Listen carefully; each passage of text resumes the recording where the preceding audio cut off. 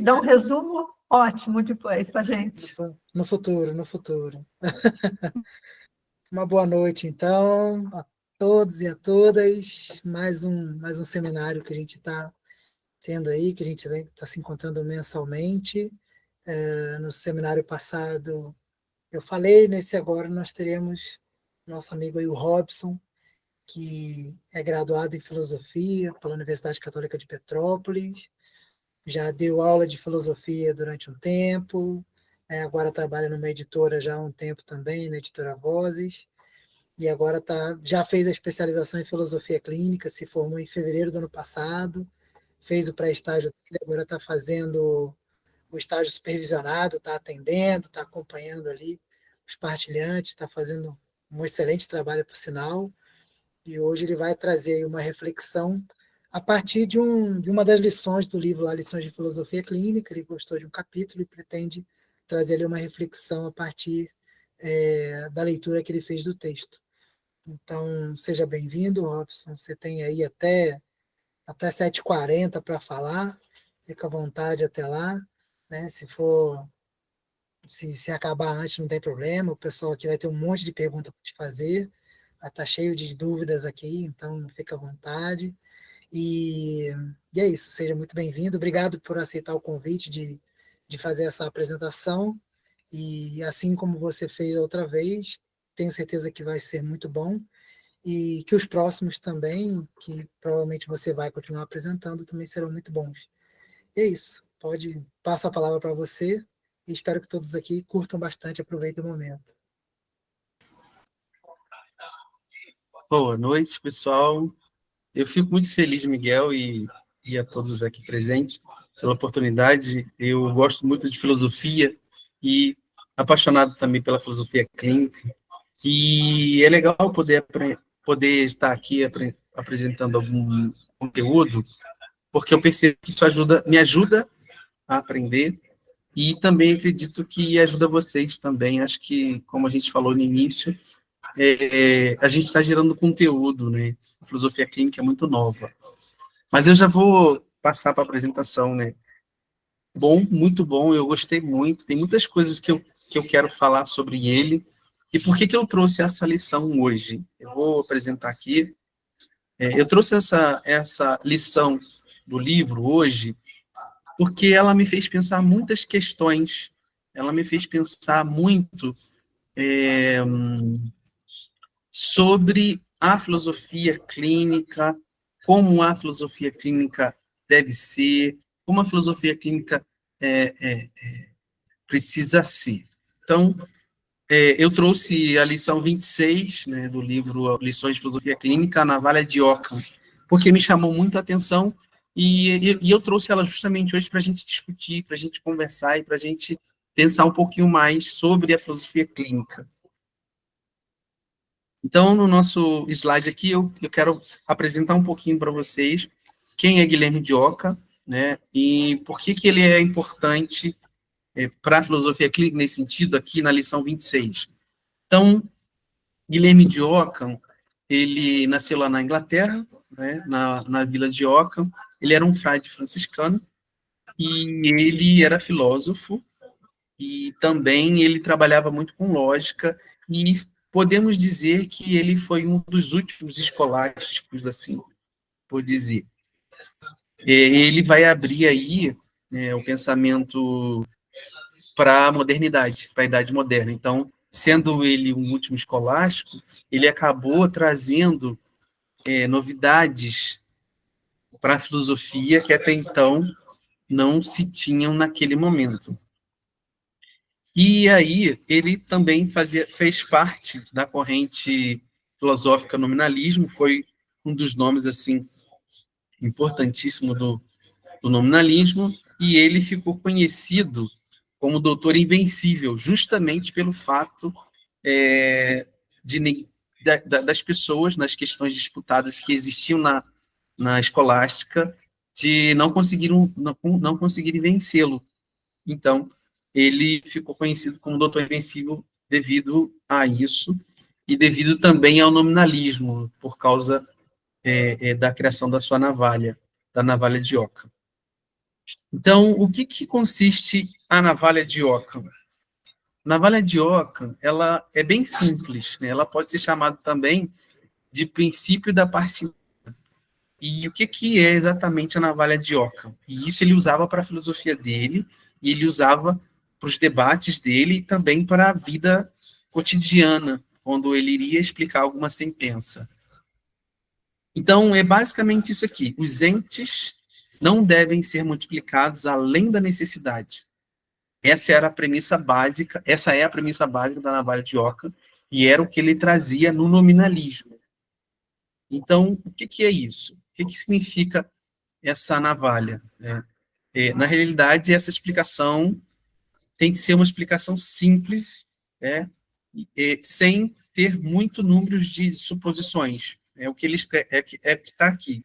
Por exemplo, a explicação de um fenômeno, né, a hipótese com o menor número de suposições é geralmente a preferível. Por quê? Porque quando a gente acrescenta muita coisa a um vocábulo ou uma explicação, se perde a essência da explicação. Então, a navalha de Ockham é justamente cortar aquilo que não é necessário e ficar com o que é necessário, né? E aí, ele trabalha algumas coisas interessantes. Por exemplo, para ele, só existem coisas individuais e concretas. Por exemplo, existem várias pessoas, né? Por exemplo, João, Maria, Pedro, Angélica e eu. Não vai existir uma entidade separada que se chama humanidade. Então, para Guilherme de Ockham, o indivíduo é o que existia, né? É um indivíduo concreto, é uma pessoa só, né? E aí não existia uma entidade chamada humanidade que pudesse colocar essa humanidade num todo. Então, por isso que ele vai colocar aí essa individualidade, mostrando que aquela pessoa é única e é exclusiva, né? Não dá para compartilhar a humanidade toda para todas as pessoas de uma forma, né? Colocar a pessoa num quadrado só. Até mesmo porque João, Pedro, Maria são pessoas diferentes uma das outras. Por isso que vão existir só coisas individuais e concretas. E como eu falei para vocês, ele pertence ao nominalismo, e o nominalismo é uma corrente filosófica que ela vai trabalhar os conceitos universais, né? São meros nomes, rótulos, né? São termos linguísticos. Então, o nominalismo ele vai falar sobre isso, que muitas vezes se tem muitos nomes para uma mesma coisa. Por exemplo, banco, cadeira, sofá, são nomes de uma coisa só. Então, o nominalismo ele vai trabalhar isso e vai trabalhar o individual das coisas que se assemelham. Por exemplo, como eu falei para vocês, banco serve para sentar, sofá serve para sentar, cadeira serve para sentar. E aí o nominalismo vai dizer isso, que são meros nomes para uma determinada coisa só. E aí que é interessante no nominalismo é isso. A existência real. Para que serve a existência real de uma determinada coisa que tem vários nomes? E aí que entra tanto a navalha de Ockham, tanto como o nominalismo. No fundo, algumas coisas são só meros nomes. O importante é focar no indivíduo e na coisa concreta. E qual é a ideia central, então, da navalha de Ockham? O que está por trás da navalha de Ockham? Em primeiro lugar, simplicidade, né? Em segundo lugar, ter menos erros, a chance de errar menos. E, em terceiro lugar, foco no essencial. Então, a navalha de Ockham trabalha a simplicidade, porque quanto mais simples, as coisas são mais fáceis, vão ser mais fáceis. Tanto de entender, quanto para testar, e até mesmo para falsificar ou ver a verdade. Menos chance de erro. E aí é interessante aqui. Quanto mais opções a gente dá em uma premissa, em uma explicação, mais chance a gente pode correr o risco de errar.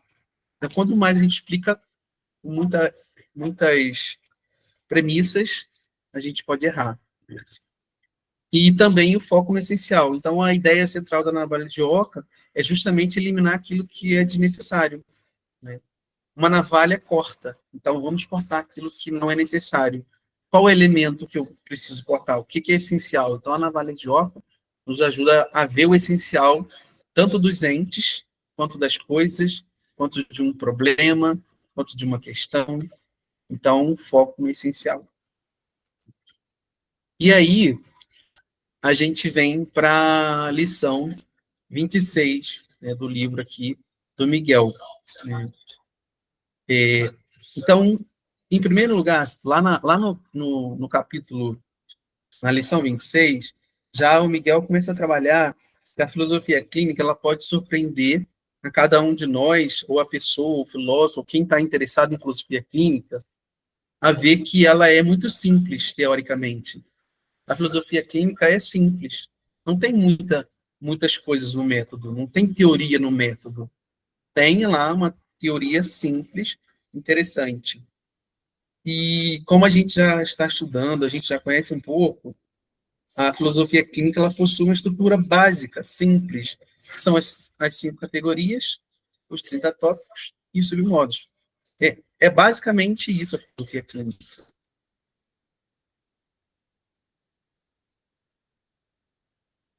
Claro que depois vão entrar os erros, mas o simples é isso. E também, interessante que cita no livro, é que a construção compartilhada, a partir dos elementos que faz com que o filósofo clínico compreenda o indivíduo. Por exemplo, a partir da análise das categorias, dos tópicos, dos submódulos, da EP do partilhante, né, essa construção que o filósofo clínico faz junto com o partilhante, que é para o partilhante, na realidade, esses elementos ajudam o filósofo clínico a compreender o partilhante e também entender cada um o seu lugar.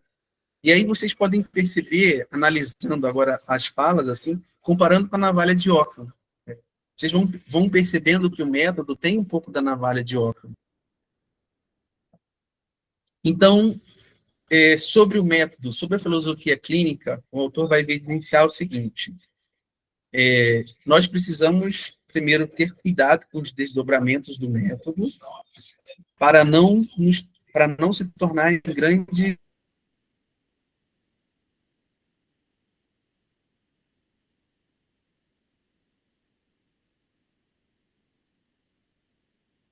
entender primeiro. Robson, tá falhando o teu áudio aí. Tá falhando? E agora? Até onde foi o... Você ia dizer que o autor Tá fala, ouvindo? Tá ouvindo? depois falhou. Sim.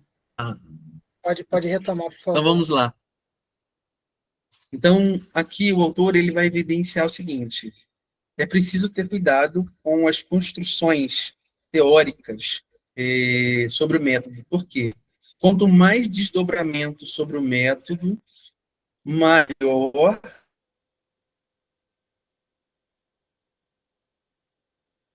pode ser uma complicação sobre o método. Então, é preciso ter cuidado com esses desdobramentos sobre o método, sobre a filosofia clínica. Por quê? Para não sair do básico da filosofia e não criar aquilo que não está na filosofia clínica. E aí, o capítulo vai dizer que é preciso manter essa simplicidade originária, né? E a simplicidade é a porta para o alcance da singularidade de cada partilhante. E então, a gente não pode acrescentar tantas coisas desnecessárias à filosofia clínica. Aqui, em excesso, a gente não pode acrescentar. E aí, no capítulo também, o Miguel ele vai dizer que a gente precisa recorrer à navalha de Ockham, porque a navalha de Ockham vai fazer com que o filósofo clínico, nós estudantes, ou qualquer pessoa que leia filosofia clínica, vai entender o método como ele é na sua simplicidade. E aí, esse desdobramento vai se dar nas aulas ou no entendimento sem acrescentar aquilo que não está na filosofia clínica. E aí, quando o filósofo clínico, o terapeuta, recorre na navalha de Ockham, ele vai entender melhor a historicidade, né, que é a matéria do terapeuta, né, a matéria-prima do filósofo clínico. Porque se ele entende a historicidade como partilhante fala, sem acrescentar nada, ele já está ali usando a navalha de oca para ver que aquela história de vida é a história daquele partilhante. Então, como eu já comecei a dizer, por que se precisa recorrer à navalha de oca? Guilherme de Ockham, ele refutava as filosofias que criavam teorias em excesso, né? E aí, por exemplo, ele vai criticar Platão, ele vai criticar Aristóteles, que ficavam... Platão, por exemplo, com o mundo das ideias.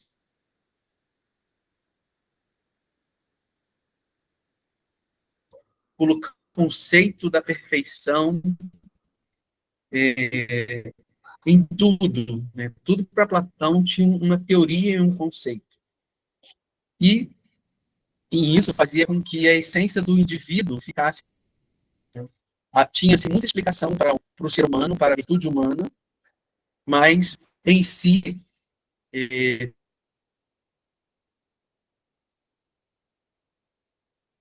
ficaria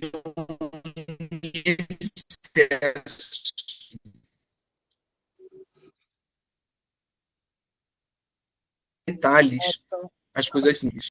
Tá falhando de Então, novo. aonde parou? Não, voltou. Deu pra pegar. Você estava falando da crítica dele a Platão. Deu para pegar? Essa parte, acho que ajuda para entender melhor. Perfeito.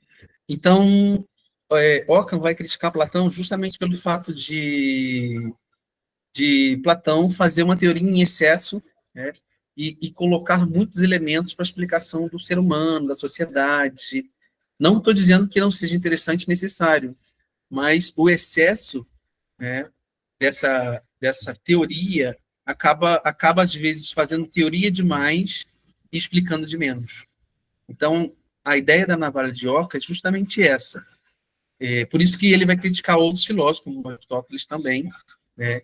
Aristóteles fez muita teoria também, e às vezes fica muito na explicação teórica, e quando a gente vai olhar para o indivíduo, a gente não consegue enxergar o indivíduo. A gente enxerga o todo, mas aquele objeto, aquela pessoa, aquela coisa, a gente acaba colocando ele num padrão. E às vezes aquele padrão nem é aquele objeto. Então, a ideia de criticar os excessos cabe à filosofia clínica, né? Pois tudo que foge além do partilhante é excesso. Tudo que foge do partilhante é excesso. Então, o que a gente aprendeu nessa lição? O que a gente aprende na lição 26? Primeiro, que os desdobramentos em direção às ideias complexas, elas precisam ter um olhar cauteloso, né? Repetindo de novo, a gente está sendo repetitivo aqui, mas justamente porque a navalha de Ockham faz isso. A gente precisa olhar com um olhar cauteloso, porque assim, o que de fato é o partilhante e o que de fato é o que eu estou pensando sobre ele, ou o que de fato eu estou colocando nas minhas análises aquilo que não está ali. Né? Ou até mesmo estou querendo entender filosofia clínica e eu faço tantas, desdobro tanto e vou tanto para as ideias complexas e aí eu acabo me perdendo. Será que eu estou fazendo filosofia clínica de verdade? Estou no método? Ou eu estou indo para onde? Então, esse olhar cauteloso, não que a gente não possa desdobrar a filosofia, devemos, mas olhar com o olhar da simplicidade da filosofia clínica. E também, muitas vezes, é possível trabalhar o desdobramento, como eu já falei, com a simplicidade do método. É possível fazer esse desdobramento. A gente vê aqui, a gente vê o Hélio escrever, o Miguel, a gente vê os textos da revista, a gente está vendo aí nas aulas, né, nos estudos, que é possível fazer isso. É possível fazer essa abertura sem sair do método, sem sair dessa simplicidade do método. E também, quando se trabalha com a simplicidade do método, a gente não vai multiplicar nada desnecessário na filosofia clínica.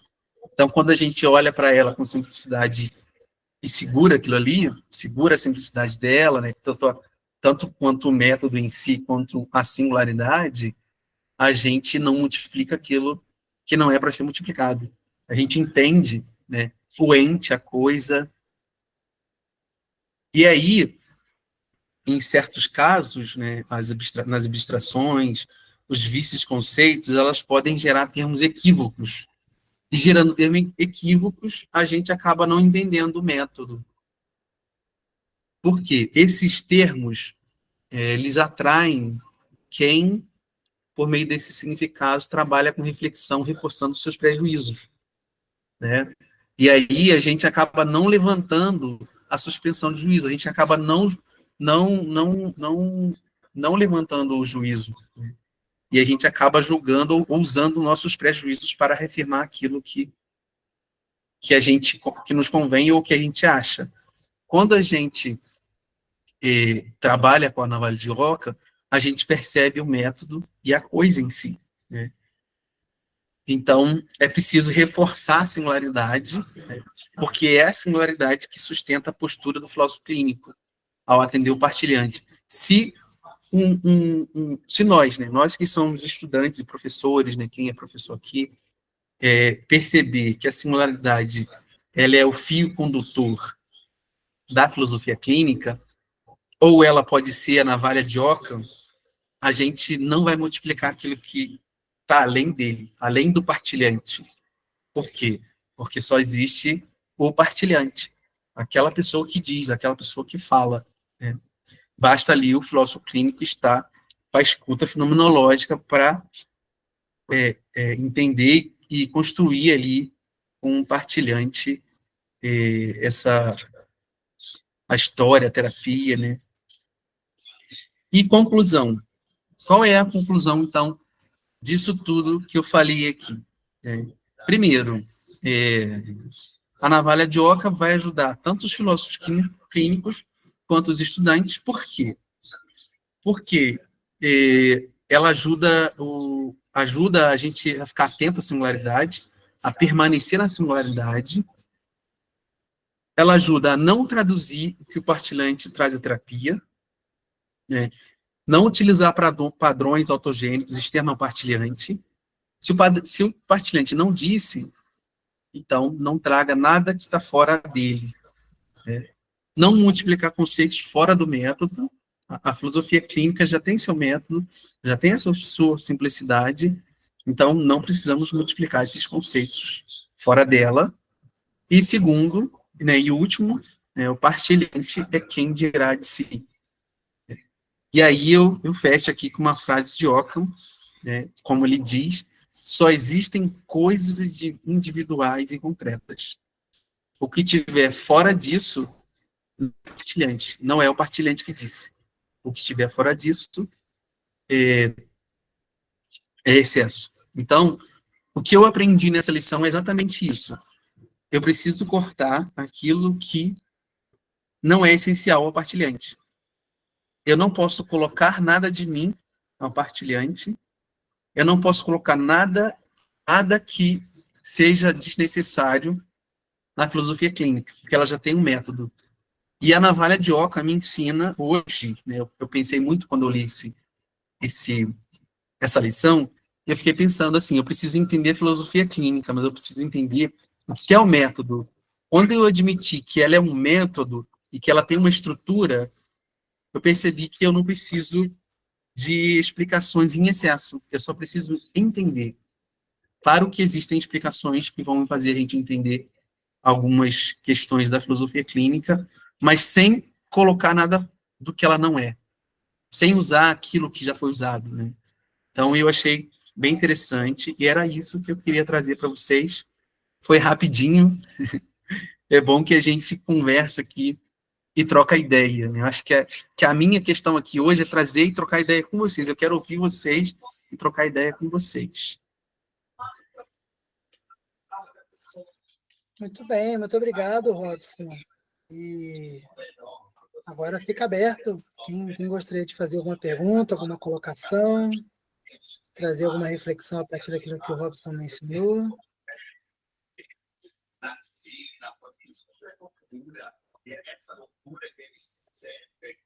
Todo mundo com vergonha. Antônio. Estão me ouvindo certinho? Sim, sim. Oh, Sim. valeu aí, obrigado aí pela... Sabe que eu nunca estudei o Guilherme de Ockham, cara, no meu curso de filosofia. Um pouco não chamou muito a minha atenção, não, mas você falando sobre ele, eu gostei.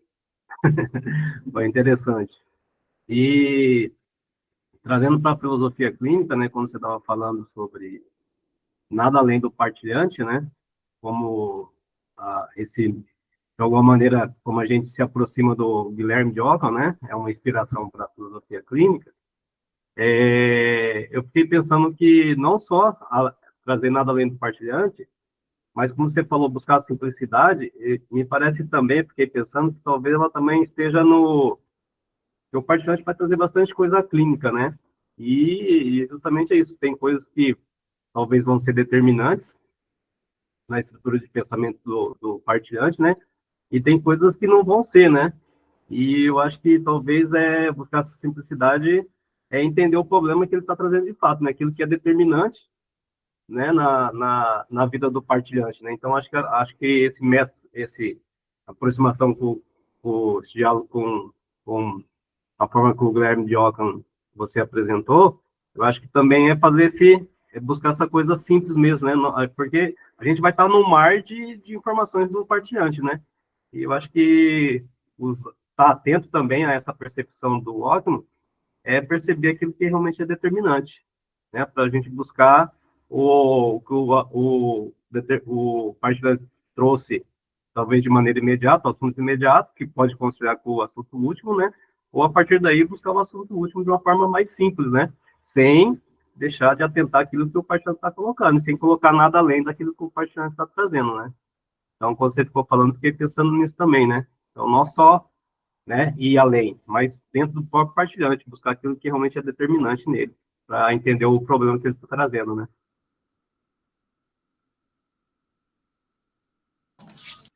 Sim, eu acho interessante a filosofia clínica nesse sentido, a navalha de Ockham.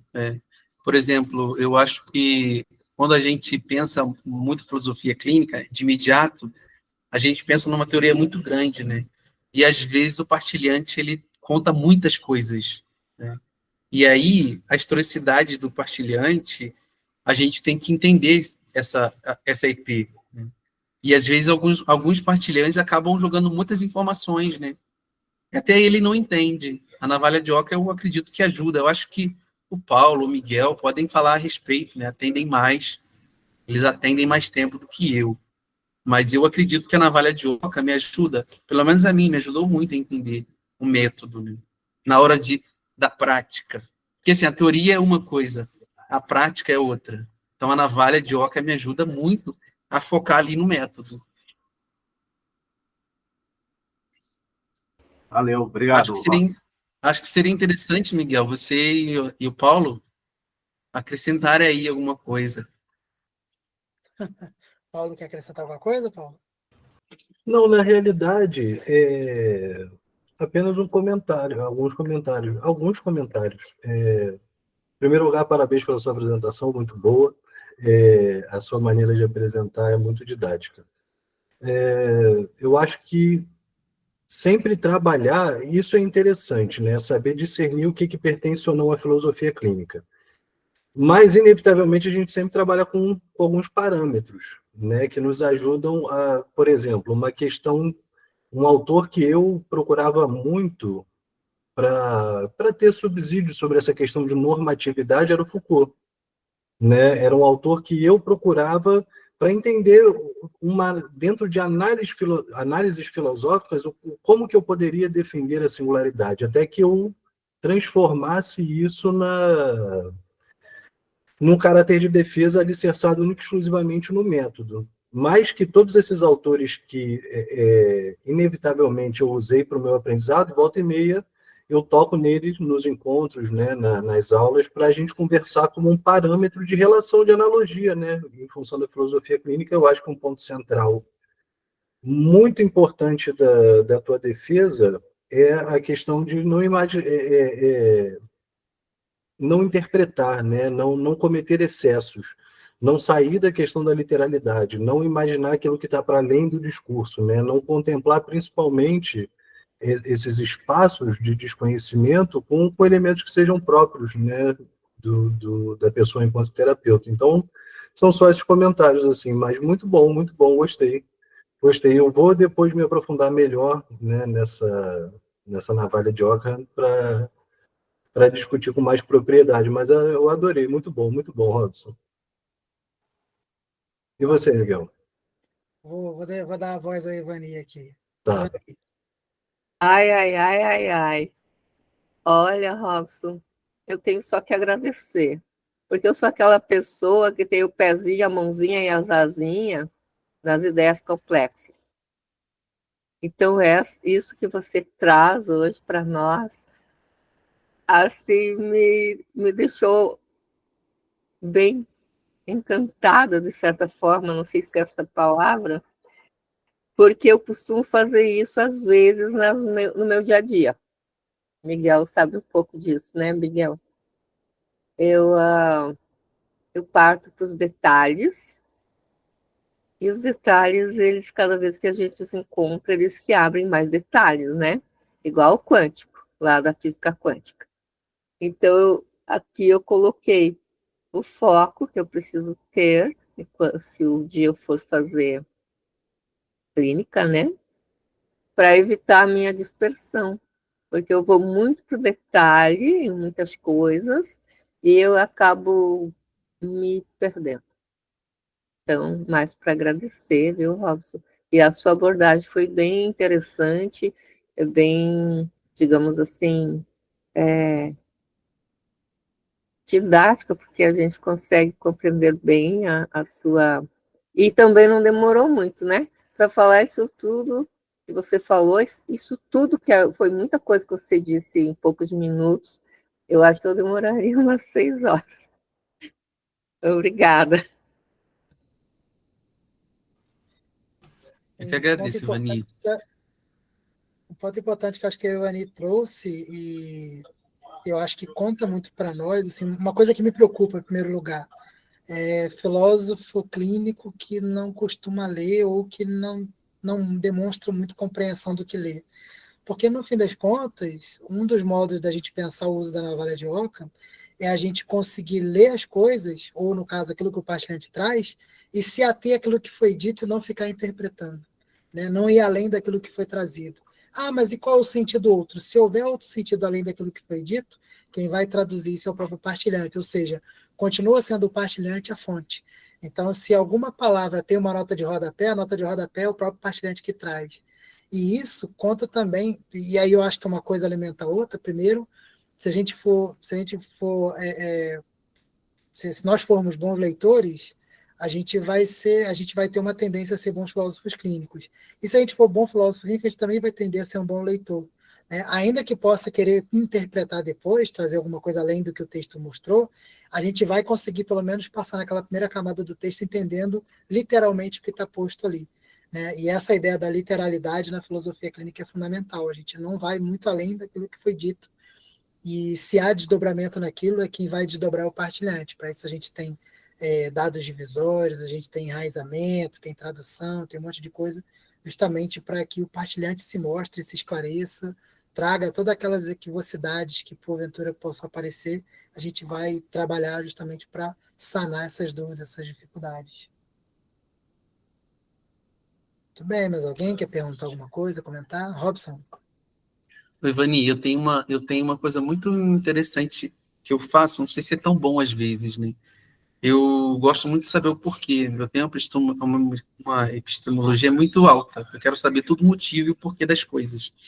Mas essa minha epistemologia me leva, às vezes, para ideias complexas, me leva para outros lugares. E eu percebi que quando eu li essa lição desse livro, eu falei, opa, achei a chave. Eu achei a chave para eu não fugir, né?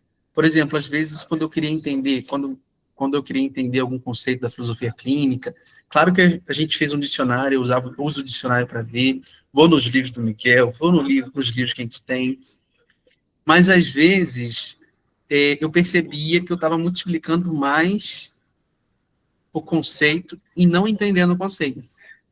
E aí, quando eu li essa lição, eu falei, olha, aqui está a minha chave de cortar aquilo que é excesso, né, e ver qual é o conceito. O conceito é esse. Se eu não entendia, aí eu perguntava ao professor, eu perguntava ao Miguel, né, ia ler, porque eu percebia que eu ficava fazendo, às vezes, uma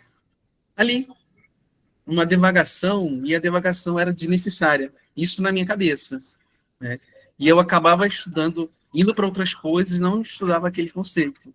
E eu achei interessante que a navalha de Oca me colocou no norte, me colocou no caminho, sabe? Então, eu gostei muito, até mesmo quando eu comecei a atender, que eu achei muito difícil no início, eu queria traduzir toda hora o partilhante.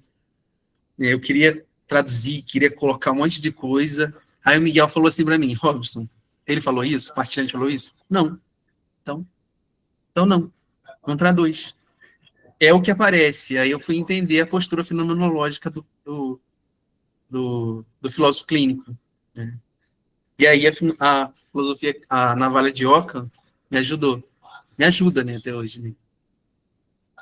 Pois eu percebi, assim, uma ferramenta bem interessante, bem simples e bem interessante.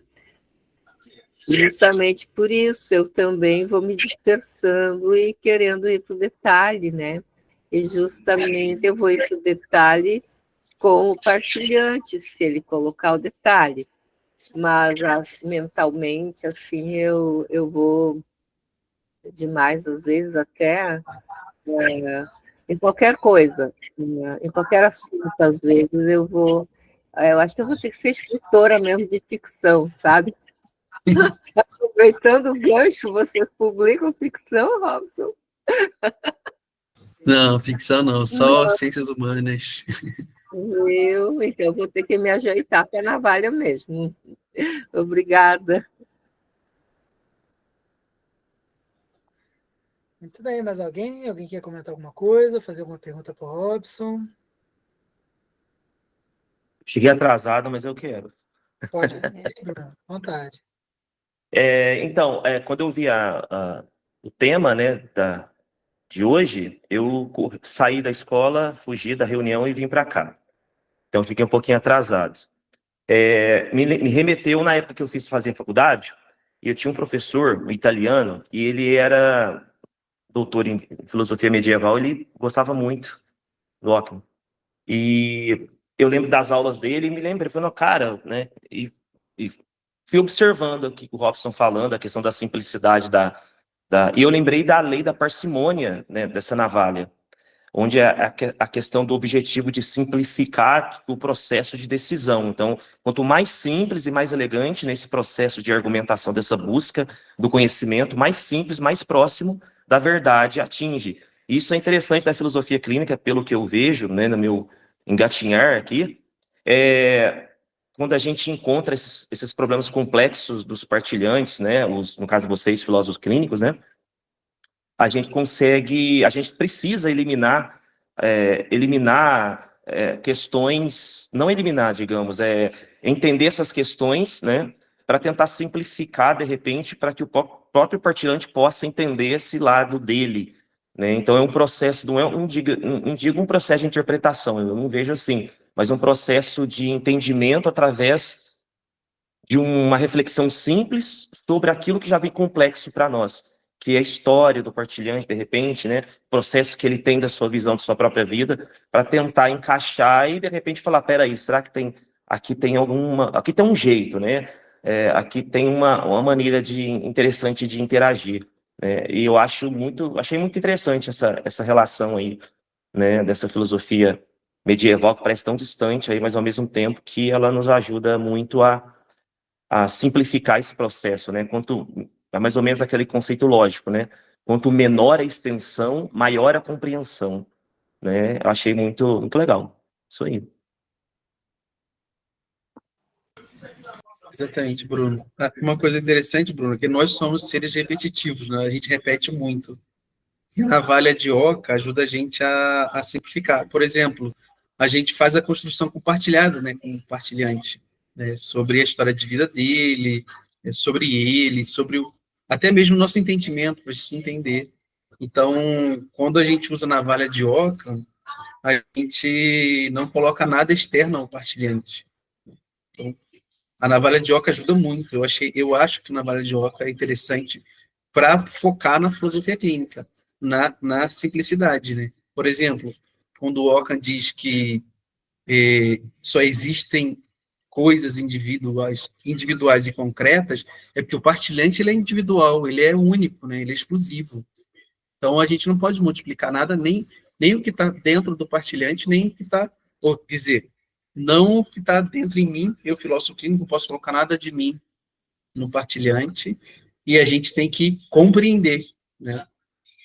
É a escuta compreensiva, como diz o Hélio, né? Então, a navalha de oca ajuda muito.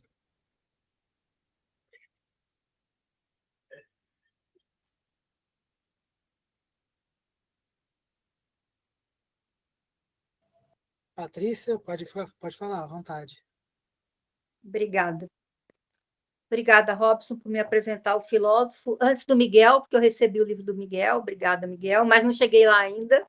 Na hora que eu ler o capítulo já vai ficar mais fácil. E vão surgir mais dúvidas, porque sempre surge depois, né? Mas pelo menos já não me é tão estranho.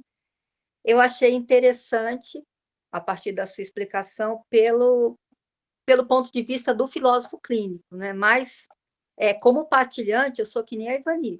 Eu começo num assunto, eu abro um leque enorme. Felizmente, eu sei voltar ao assunto inicial, mas o negócio vai abrindo. Eu acho que na hora de ocupar o papel existencial de partilhante, eu acho que está tudo bem, né? Coitado do terapeuta, mas para mim está tudo bem. A coisa vai fluindo, vai saindo. Inclusive, hoje, se me solicitarem fazer alguma coisa resumida, falar resumida, eu sei fazer. Mas na minha adolescência era um terror quando o professor pedia para resumir qualquer coisa. Então, para você ter uma ideia de como é que funciona a cabeça. Mas eu acho que sim, vai ser interessante. Vou lembrar da sua palestra aí na hora de começar a fazer o meu estágio, para também não. Eu acho que assim, focar no que o partilhante vai falar, acho que eu vou conseguir, acho que eu estou treinando para isso. Mas para não devagar junto com ele, né? Ele pode, a gente não, né? Então, obrigada aí pela sua participação, pelo seu seminário. Obrigadão. Eu que agradeço. Vai te ajudar muito quando você fizer, até as análises. Quando você começar a fazer as análises, que eu acho muito complexas as análises, mas acho necessário porque as análises nos ajudam a entender a prática. A gente elimina aquilo que a gente está achando que é, né? E aí eu retorno aquilo, é o que aparece. Então, eu acho que a navalha de oca me ajudou muito a fazer a análise, né? A olhar o partilhante como ele é, sem querer acrescentar nada. Assim, eu, enquanto partilhante, Patrícia, eu também falo muito, né? Acrescento um monte de coisa para meu filósofo clínico, mas aí, enquanto filósofo clínico, eu Quando eu uso a navalha de comecei a oca. fazer. Desculpa. Quando eu comecei a fazer terapia, eu pensava assim, coitado do terapeuta. Aí depois eu lembrei, não, mas ele vai transcrever tudo. Então tá bom, aí eu sosseguei. Mas no começo. Mas é bom, como partilhante é bom ser assim. Mas vai ser um bom exercício, sem dúvida nenhuma. Vou refinar minha capacidade de focar. Obrigada. Muito bom. Mais alguém quer comentar alguma coisa? Perguntar? Contribuir? Quando a Patrícia falou em resumo, eu lembrei do meu jeito de resumir, que é muito louco, né? Mesma coisa de fazer arrumação em casa. Primeiro eu tirava tudo do lugar para depois começar a arrumar. E o resumo eu começo assim, eu me alargo para tudo quanto é lado, né? Uhum. E depois que eu me alarguei, se eu tiver tempo, eu resumo. Mas se eu precisar resumir também, eu posso resumir. Mas é muito, eu acho muito doidão, né? Porque o pessoal vai lá, pam, pam, pam, é isso. Eu não, parece que eu preciso conferir, alargar o que eu posso e depois resumir. A partir daquele entendimento que eu acho que eu tive. Eu acho muito doido isso, sabe? Bem isso, a palavra é essa. Mas bem interessante a gente dizer o que sente, o que pensa, como faz, né? Para a gente poder saber, opa, não sou só eu, é tão bom. Muito bem. Uma pergunta para o Robson. Como é que como é que tem sido a tua experiência com os atendimentos que você tem feito, justamente fazendo esse corte dos excessos, né? Aquilo que você poderia acrescentar ali, e cada vez mais você vai se exercitando para não acrescentar nada e para acolher aquilo que está sendo dito, tal como está sendo dito. Então, assim, se mantendo na simplicidade, sem multiplicar os entes, como diria a frase do Ockham lá, né? E como tem sido esse desafio para você? Então, o primeiro atendimento eu achei muito difícil, né?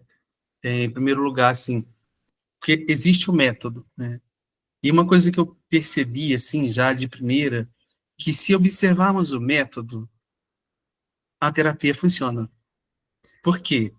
Porque aí, quando a gente começa a usar o método, a gente está usando a navalha de Ockham, né? Se a gente observar a singularidade, essas coisas todas, assim, que está ali no método, a gente consegue prestar atenção no que é preciso ser feito na terapia, mas eu acho muito desafiador. Eu achei muito desafiador no início, né? Achei muito difícil, assim, a escuta fenomenológica, né? A postura, né, fenomenológica, na realidade, a escuta compreensiva, eu achei difícil. Mas, com o tempo, quando eu comecei a atender outras pessoas, eu passei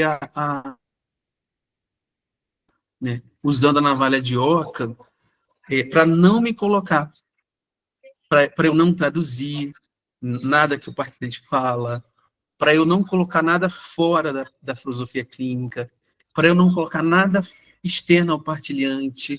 E aí eu percebi que é um exercício contínuo. Mas aí, duas coisas que me seguram muito, né? Na realidade, o método em si, mas a navalha de Ockham me deixa atento, e lembrando, a navalha de Ockham me faz lembrar que aquela pessoa, ela é singular. Então, a todo momento que eu estou atendendo, eu me lembro da singularidade. Então, Miguel, eu achei muito interessante que a dificuldade, ela vai dando lugar ao método, quando observados o método mesmo, sabe? Quando levando à risca o método. Mas eu falo para você, não é fácil. Vocês estão na prática, né? Vocês sabem, mas é difícil, mas é interessante você ver depois assim o seu partilhante bem, né? Porque tudo é um processo. Essa construção compartilhada é um processo que você consegue compartilhar ali, né? Você consegue crescer junto com o partilhante. Então, eu ajudei os partilhantes, alguns partilhantes, mas eles me ajudaram. Eles me ajudam a ser filósofo clínico, né? É um desafio grande, eu achei difícil, e eu costumo dizer que ela é ingrata, a filosofia clínica. Por quê? Justamente pelo fato que se você se desviar um momento do método, você se trai. Você acaba colocando conceitos demais na filosofia clínica, e aí você acaba não fazendo filosofia clínica, você vai fazer qualquer outra coisa, menos filosofia clínica. Mas eu falo que ela é ingrata, mas ao mesmo tempo ela é uma mãe, porque se você se dedica, né, ela fica fácil, né? Se você se dedica, se você estuda, igual, por exemplo, eu fiquei um período, assim, uma semana longe, mas eu ficava lendo um pouco filosofia clínica. Eu levei seu livro para onde eu ia, e eu ficava pensando nos conceitos, sabe? Falei, singularidade, o que é isso? Eu ficava falando comigo mesmo sobre a filosofia clínica, né? Ideias complexas, o que é isso? Para eu não esquecer. Então eu percebi que, ao mesmo tempo que ela é ingrata, ela é uma mãe que acolhe quem se dedica a ela. Ingrata por ser difícil. Se você se afastar dela, você faz qualquer coisa, menos filosofia clínica. E eu percebi que a navalha de Ockham me ajuda. Me ajuda no meu processo de ser filósofo clínico, de atender, né? Então, mas é bom, é interessante. E você se autoconhece também. Percebi que eu me autoconheço muito mais hoje. Claro, tem processo ainda aí, mas me ajuda a me compreender, né? Enquanto filósofo clínico, a navalha de Ockham me coloca no meu lugar, e também de perceber a singularidade do partilhante, né? Mas é um processo que não é fácil, mas também, quando se dedica, ele se torna tranquilo, né? Claro que tem algumas coisas que são difíceis, como a análise. Transcrever, analisar é muito difícil, né? É chato, mas é necessário. Porque foi a partir das análises que eu percebi a prática. Que eu estudei. Falei, ah, Miguel falou isso aqui. Porque você vai vendo os exemplos na prática. E é aquela análise que faz a gente aprender. Eu considero, Miguel, ainda que eu estou em fase de aprendizado. Para mim é um outro aprendizado. Que a teoria é outra. E a prática é outra. Né? A gente acaba se aprofundando mais sem sair da singularidade. Né? Eu percebi que quando eu comecei a fazer estágio, eu estava estudando de novo, mas de outra maneira. Né? Mas eu acho que ajuda a gente, essa navalha de oca, me ajuda enquanto terapeuta. Né? Tem uma frase que o Hélio usou num dos seus primeiros livros, que dizia que a filosofia clínica ela é uma amante ciumenta, né? E é generosa, porque ela exige de nós, mas também ela entrega quanto mais a gente se dá a ela. Só que aí eu acho que esse acréscimo teu é profundo, ela é ingrata também, porque se você deixá-la de lado, em meses você já não sabe mais nada da filosofia clínica, tem que estudar tudo de novo. Então, assim, ela exige o tempo todo esse conteúdo, esse contato, até mesmo porque ela é muito constituída de formas vazias. Então, assim, você não sabe uma definição específica que abarque tudo a partir de um tópico, como, por exemplo, como o mundo parece. Você precisa entender ele como uma forma que abarca um monte de visão de mundo de acordo com o que cada partilhante traz. Então, essa capacidade a se abrir ao que o partilhante traz, a multiplicidade do que cabe em cada tópico, em cada categoria, em cada submodo, requer esse contato constante. A maioria dos filósofos clínicos que eu vi que deram uma afastada temporária da filosofia clínica e não resolveram estudar, acabaram abandonando o método, foram buscar outra abordagem, porque esqueceram. Às vezes e foram muito bem, dominavam bem, trabalhavam bem, só que foi deixando de lado, aí a ingratidão dela apareceu com força. A pessoa já não sabia mais nada. Né? Então é isso, perde fácil. É um conteúdo que cresce muito se a gente dedica, mas se a gente deixa de tocar ali no tema, esvai, sabe? Some. E um outro ponto aí que você comentou, né? Que transcrever é muito chato. Eu lembro que no início do acompanhamento com o Robson, eu falava, Robson, como é que tá a transcrição? Não, tá ótimo, eu tô conseguindo aprender. Eu falei, não, você não tá chato, você ainda não tá há muito tempo nisso. Né? Aí depois de um bom tempo, ela falou, nossa, aqui é muito chato. Eu falei, agora sim, agora começamos a estudar. Transcrição e análise de transcrição é chato, mas é fundamental para justamente a gente continuar ali trabalhando e adiante. Né? E o sonho da gente começar em supervisão é justamente esperar que não precise mais da transcrição para atender o partilhante, porque é chato, demanda tempo, muito mais tempo do que ali.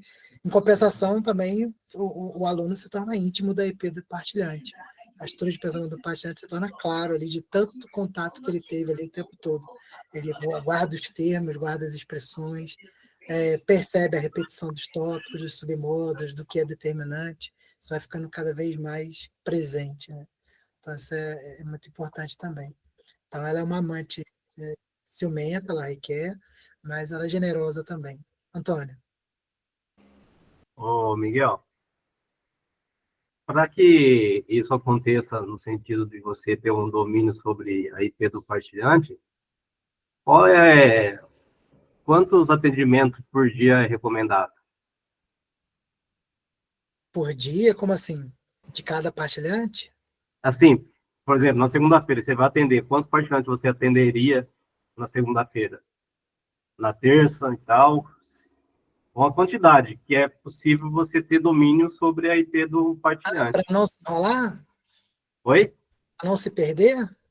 Porque de repente, sei lá, vou colocar, você vou atender 10. De repente você está necessitando devido financeiro e tal, alguma coisa, você acha que você pode atender 10. Aí você manda 10 na segunda-feira, né? E depois mais 10, vamos colocar que você atenda aí... Não, vou colocar 10, vamos colocar 5, né? Você atenda 5 por dia, na semana vai dar o quê? 5 vezes 5, 25 partilhantes na semana. Isso é possível isso? Para mesmo você continuar ainda manter a sua sanidade, a sanidade também do partilhante, que é 25, mano.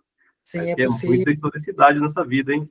Teve um período aí, meio antes, pré-pandemia, Eu chegava a atender, isso é porque eu viajava, eu ia atender longe, eu passava o dia inteiro na estrada, porque tinha problema de horário de ônibus, mas eu saía de casa às 5h30 da manhã, chegava no lugar onde eu atendia 4 horas da tarde, e de quinta-feira, 4 horas da tarde, até sexta-feira, 9 da noite, eu chegava a atender 17 pessoas, né?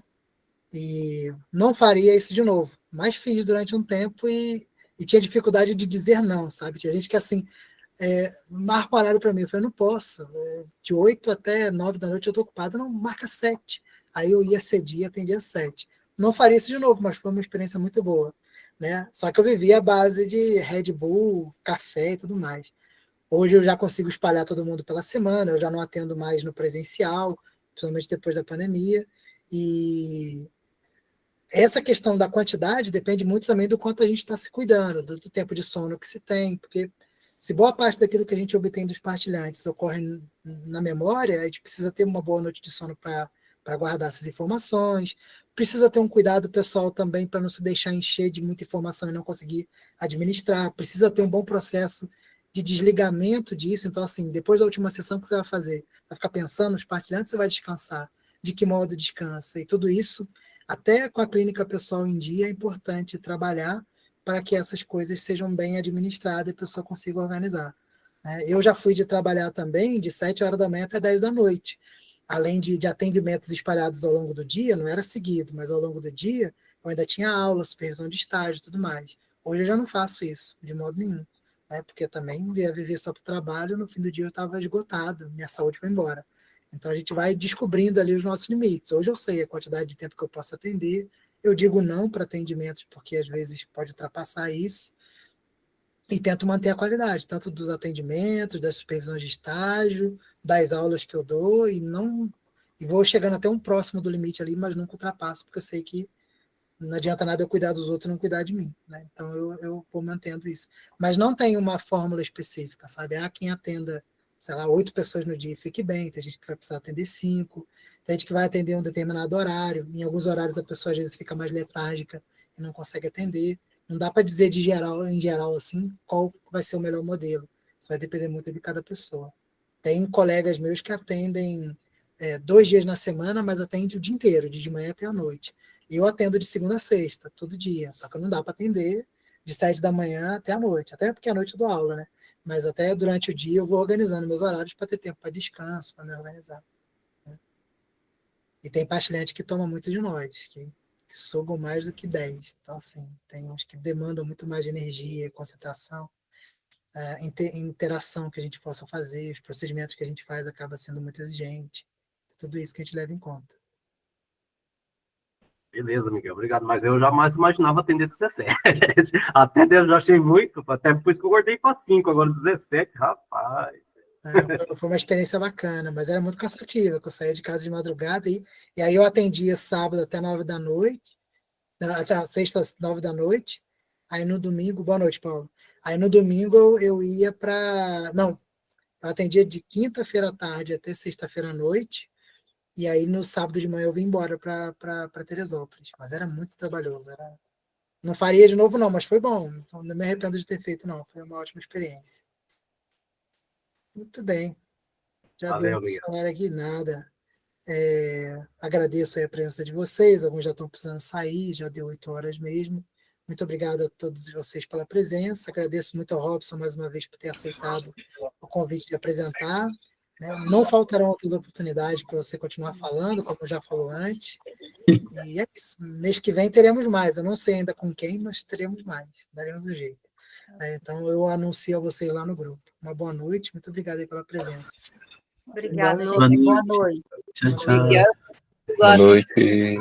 fica fazendo a temperatura real 1 grau. Vem para cá, passar frio.